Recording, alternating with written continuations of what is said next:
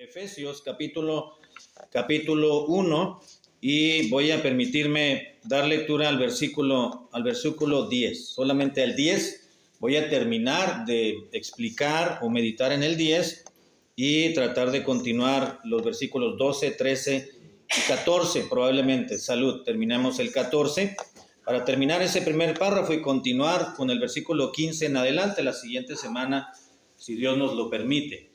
Ok, Efesios capítulo 1, versículo 10 es el que voy a dar lectura. Qué gusto que ya llegó el hermano César y parte de la familia, ¿verdad? Estábamos esperando, llorando para que estuvieran orando la mente para que pudiesen llegar. Qué bueno que llegaron.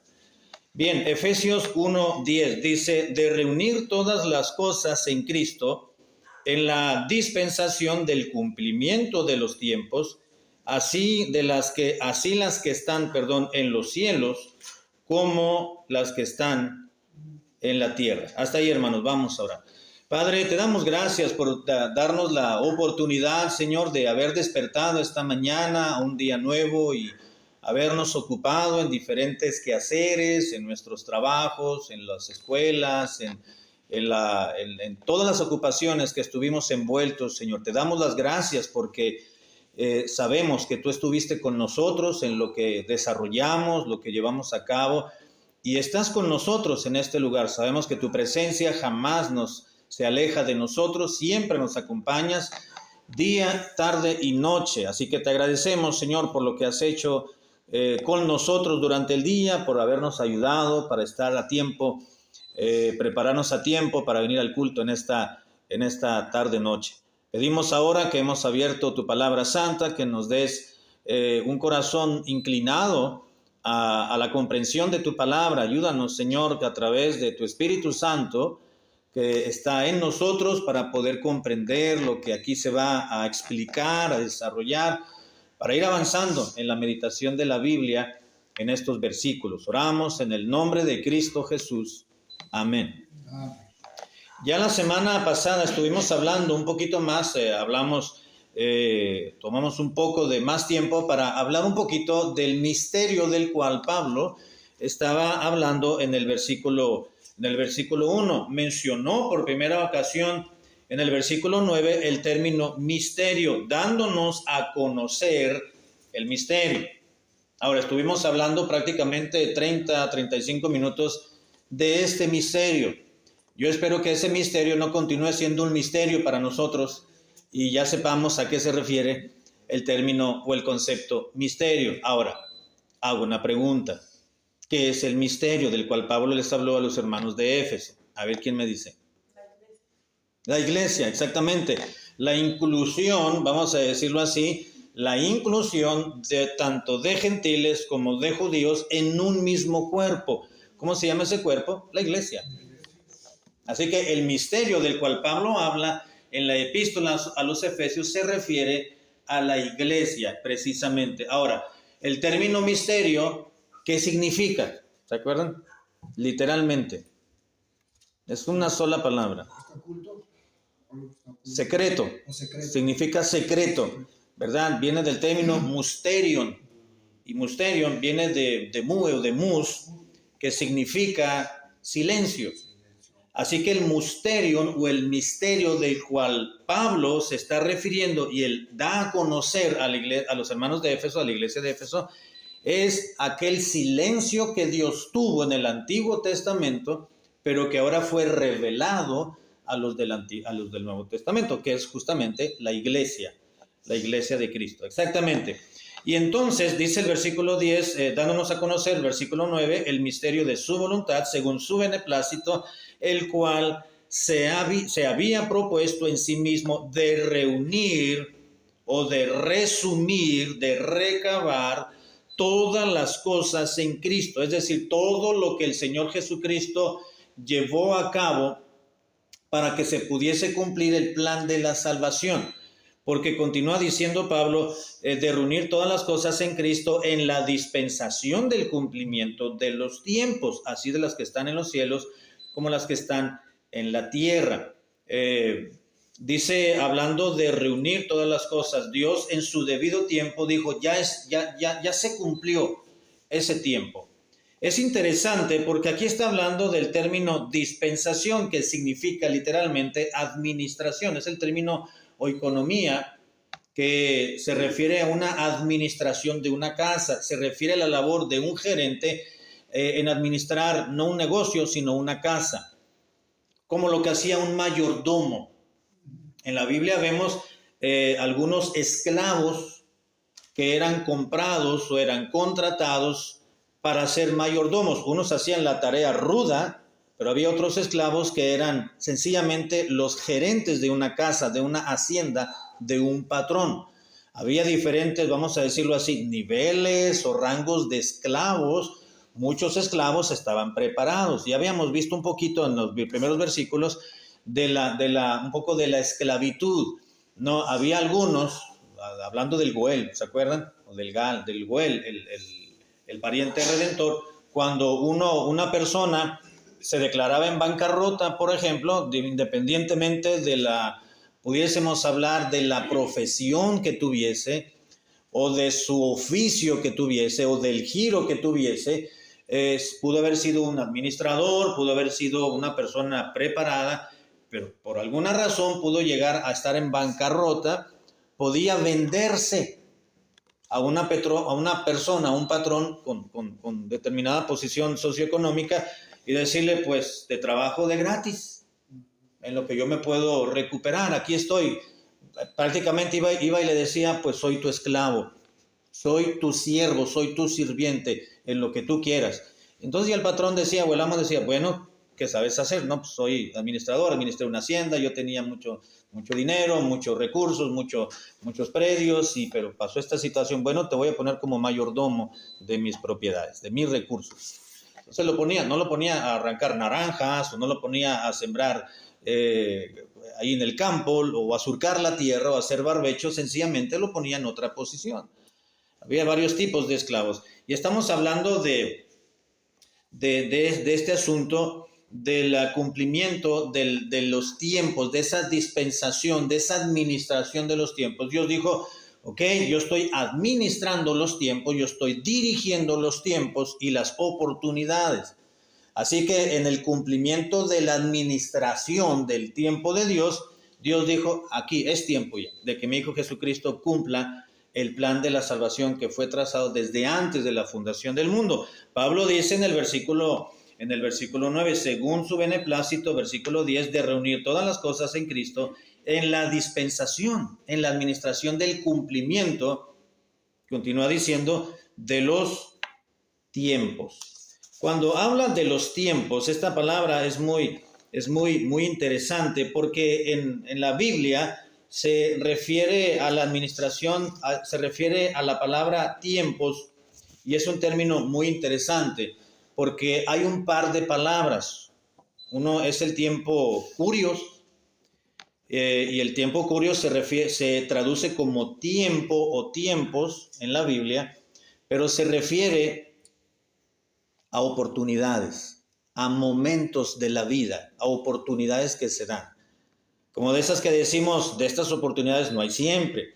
No se refiere a la secuencia de un tiempo, sino a la aparición de un momento, de una oportunidad. Y la otra palabra es el término cronos, de donde viene cronómetro. El término cronos se está refiriendo justamente al tiempo en progresión, al segundo, al minuto, a la hora, que va conformando días, semanas y meses. Ahora, aquí la palabra de Dios, o el apóstol Pablo utilizó en este versículo el cumplimiento de los tiempos, no el término cronos, sino el otro término para referirse al momento propio. Justo en esa oportunidad que Dios dispensó en su sabiduría, cumplir en Cristo Jesús.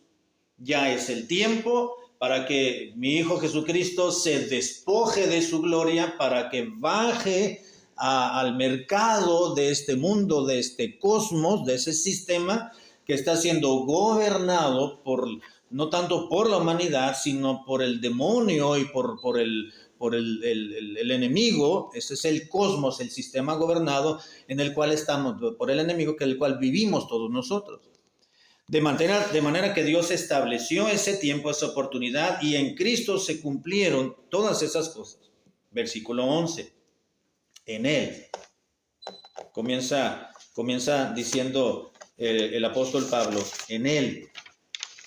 Asimismo, tuvimos herencia, habiendo sido predestinados conforme al propósito del que hace todas las cosas según el designio de su voluntad. Ahora, los versículos 11 y 12, hermanos, vendrían siendo como una síntesis, diría yo, de lo que Pablo ya ha explicado anteriormente. Por ejemplo, vamos a darnos cuenta, en el versículo que ya leí, el 11 dice, en él asimismo, dice, tuvimos herencia. Ya había mencionado algo de la herencia el apóstol Pablo, ¿verdad? ¿Verdad que sí? Habla de que somos coherederos, pero eso lo menciona en el capítulo 3, en el versículo 6, pero tiene relación con el versículo 9 donde dice misterio. ¿Qué era el misterio? Pablo lo explica en el 6, que los gentiles son coherederos.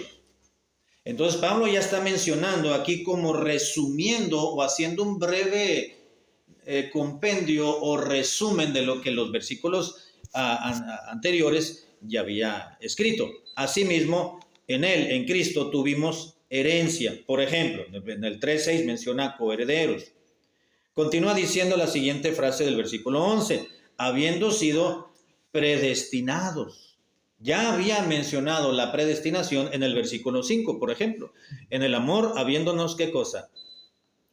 Predestinado para ser adoptados hijos suyos, exactamente. Y luego continúa el 11 diciendo, habiendo sido predestinados conforme al propósito del que hace todas las cosas según el designio de su voluntad. En la tercera parte del versículo 5 había mencionado esa frase, diciendo para ser adoptados hijos suyos por medio de Jesucristo según el puro afecto de su voluntad. Y continúa diciendo el versículo 12, a fin de que seamos para alabanza de su gloria. Nosotros los que primeramente esperábamos en Cristo, para alabanza de su gloria. Lo mencionó en el versículo 6. Para alabanza nos predestinó, para alabanza de la gloria de su gracia. Entonces podemos pensar, hermanos, que Pablo hace un pequeño compendio de los versículos anteriores. Es como cuando uno está enseñando, uno está hablando y uno dice, a ver, nada más para recapitular, decimos. Ya dijimos esto y esto y esto. ¿Vamos entendiendo? Sí, ok, vamos a avanzar. Como que Pablo hizo una pequeña pausa para recapitular los versículos y la idea de los versículos anteriores para poder continuar. Y luego enseguida encontramos una pequeña variante en ese pequeño resumen. Porque la última frase del versículo 12 dice, nosotros, los que primeramente esperábamos en Cristo. Aquellos que habían sido escogidos, elegidos, predestinados en base a la presencia de Dios para ser adoptados, hijos suyos, para alabanza de la gloria de Dios, dice Pablo, esa idea que Dios tenía, ese plan que Dios tenía de la salvación, dice, era para nosotros.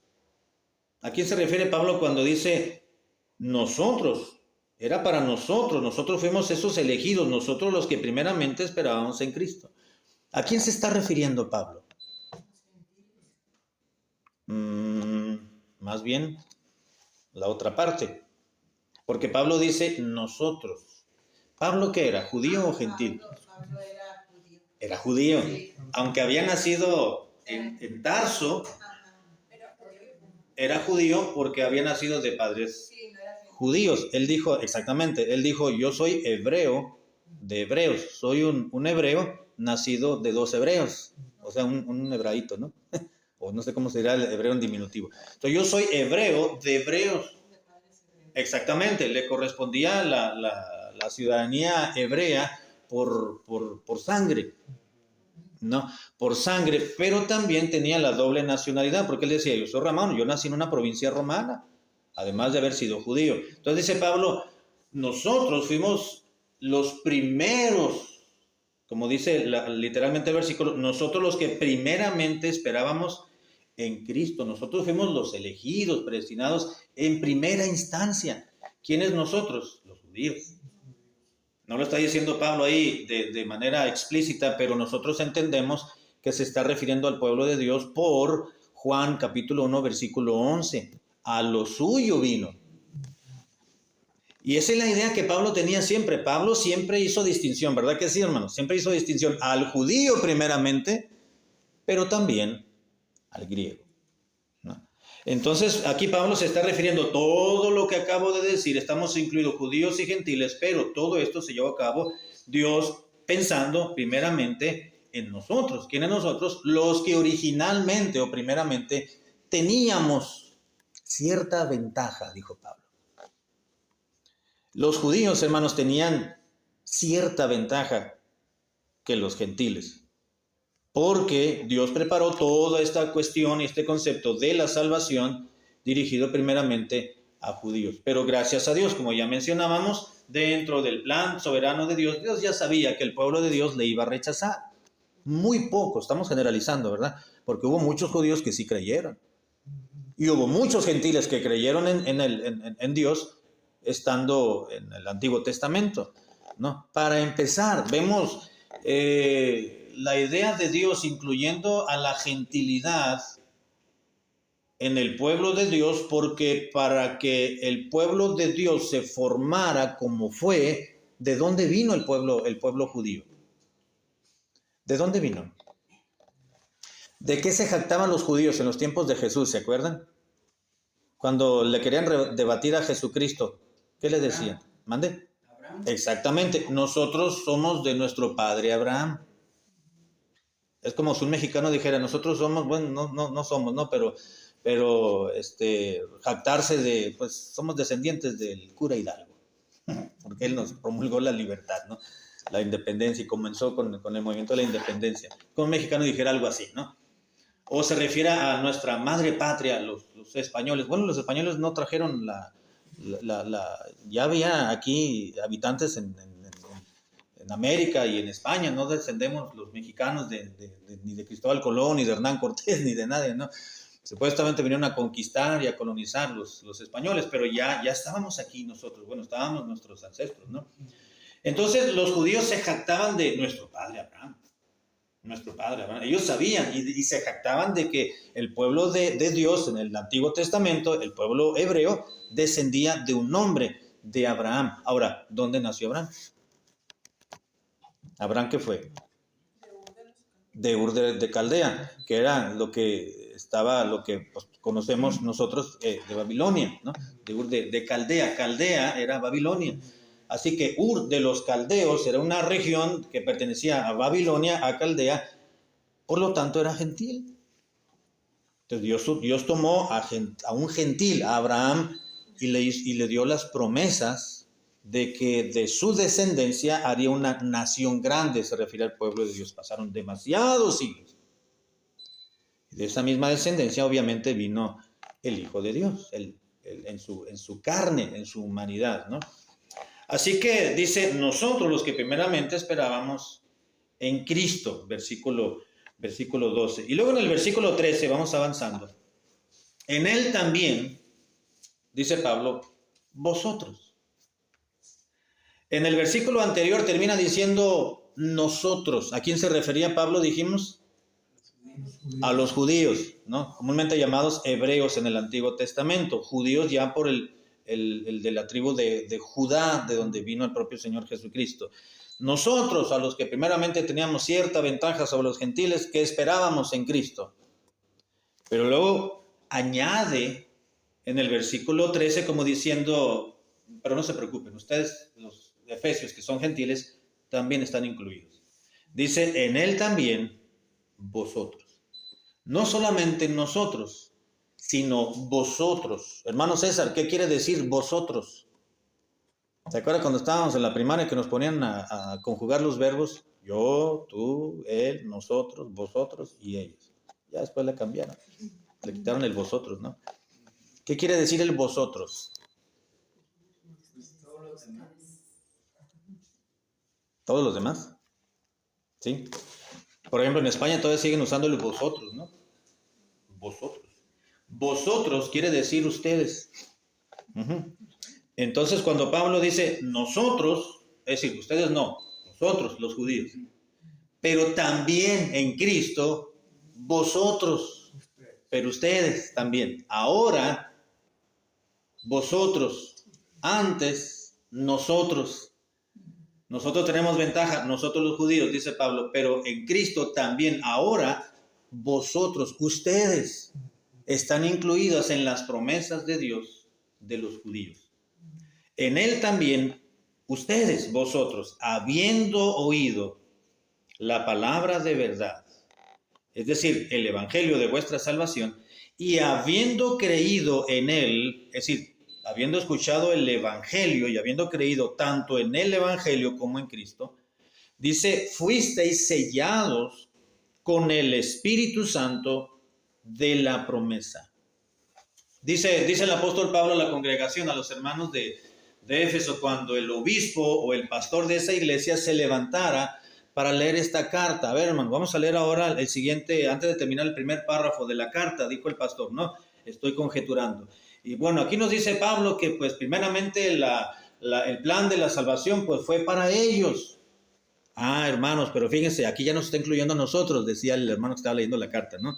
En Él también vosotros, también nosotros estamos incluidos en la gracia de Dios, habiendo oído la palabra de verdad.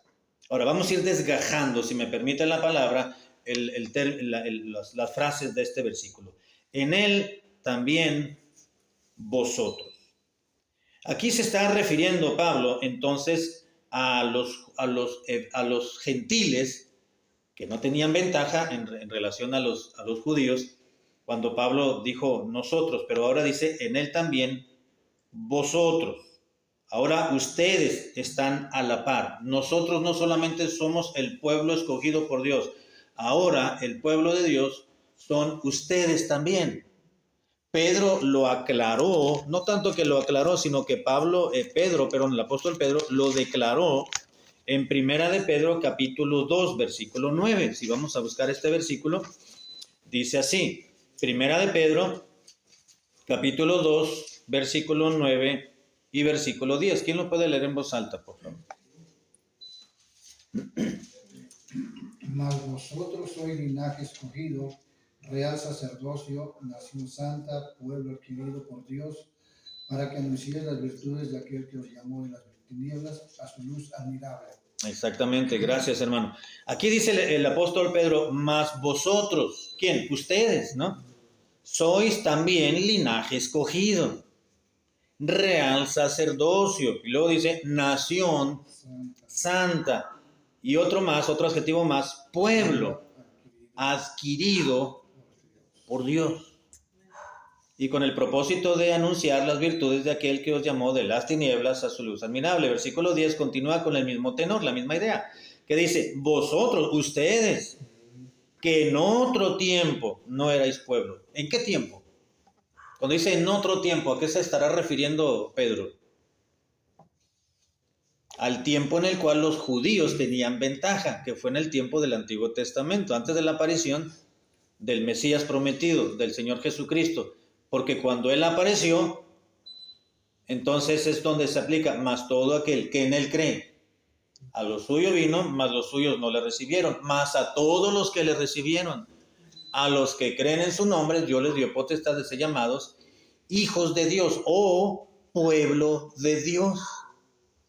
Todo aquel que cree, ¿no? Así que vosotros, ustedes, los que en otro tiempo no eran pueblo, pero ahora sois pueblo de Dios, que en otro tiempo no habíais alcanzado misericordia, pero ahora habéis alcanzado misericordia. Gloria al Señor.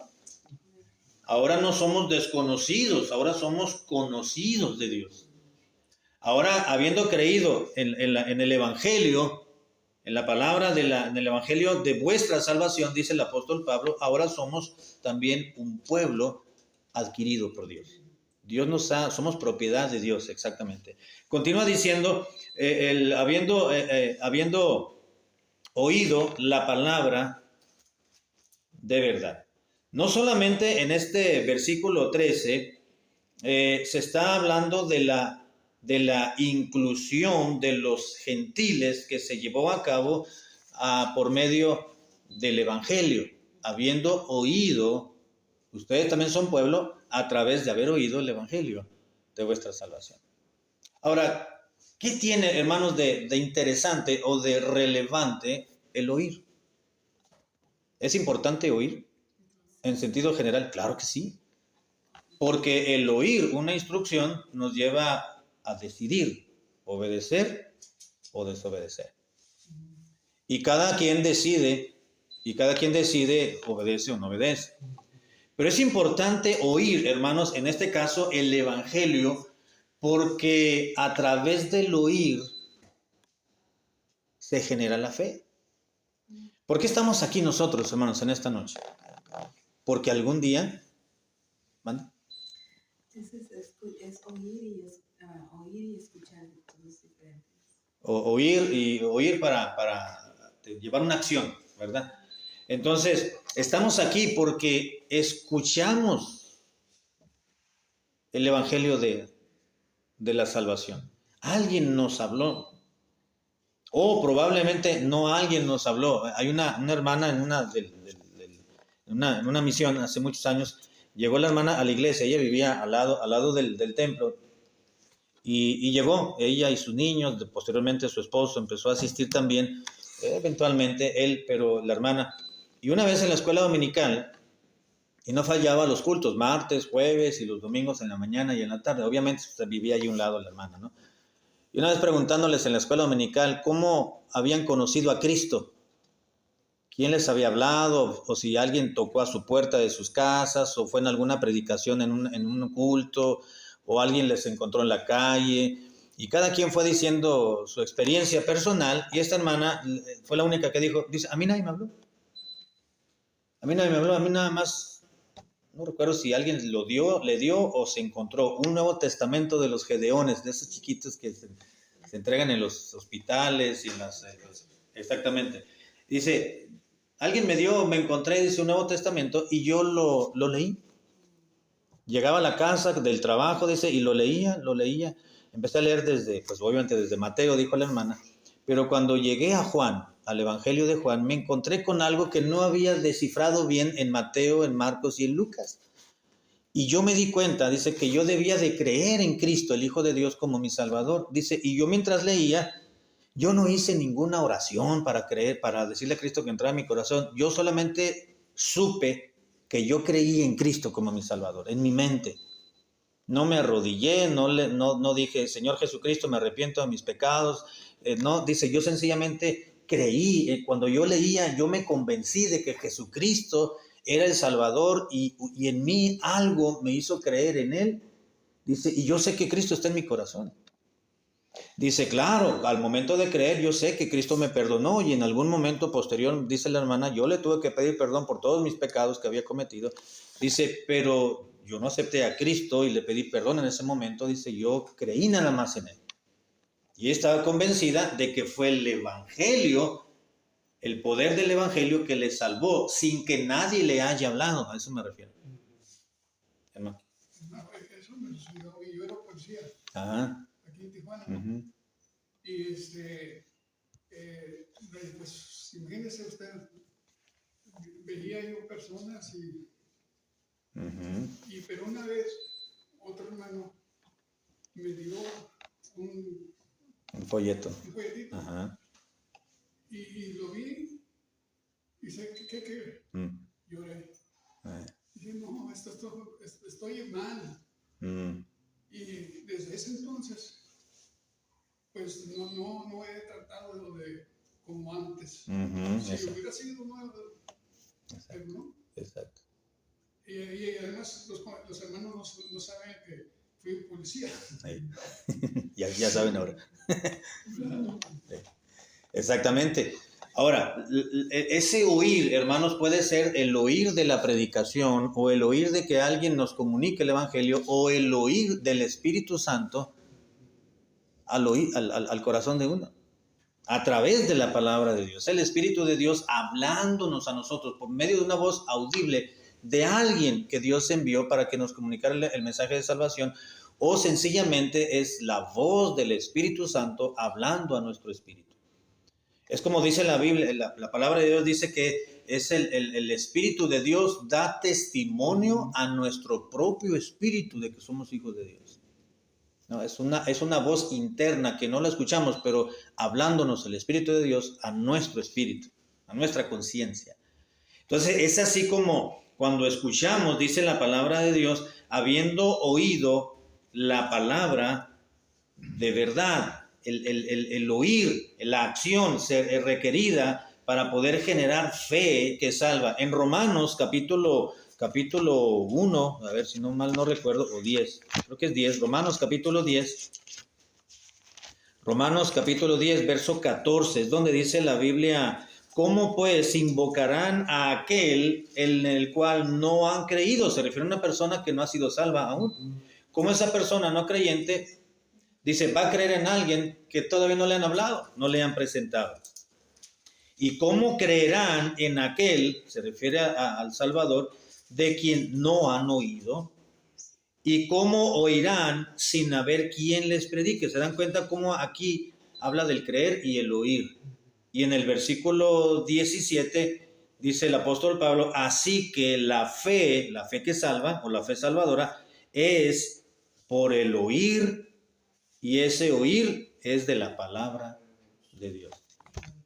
Una persona va a ser salva mediante la acción de oír la palabra de Dios. El Espíritu Santo va a utilizar su propia palabra que él mismo inspiró hace siglos atrás para generar fe, producir fe en una persona para la salvación.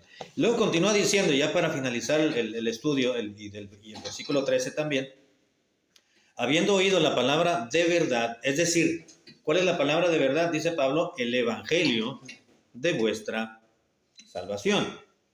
El término evangelio es una transliteración del término evangelión o evangelión, en su idioma original, que significa buena noticia, o buena nueva, o buena noticia, una noticia nueva, admirable. Así que el evangelio es esa buena noticia para el ser humano, las buenas nuevas de salvación. El evangelio tiene poder. Por eso Pablo, es la razón por la cual Pablo dice, habiendo oído la palabra de verdad, el evangelio que nos llevó a la salvación. Pablo predicaba ese evangelio, ¿se acuerdan? En Romanos capítulo 1, verso 16, ¿se acuerdan qué dice? A ver. No me avergüenzo. Exactamente, porque no me avergüenzo del evangelio, dijo Pablo, porque es poder de Dios para salvación a todo aquel que cree, al judío primeramente y también al griego. Cuando Pablo utilizó ahí en ese versículo la palabra poder, es poder de Dios. ¿Saben de dónde se tradujo esa palabra poder al castellano? De una palabra en su idioma original que es el término dunamis, de donde viene dinamita en castellano. Es poder. Una explosión es poderosa. Y luego la explosión tiene una onda expansiva también que puede producir más desastre, exactamente.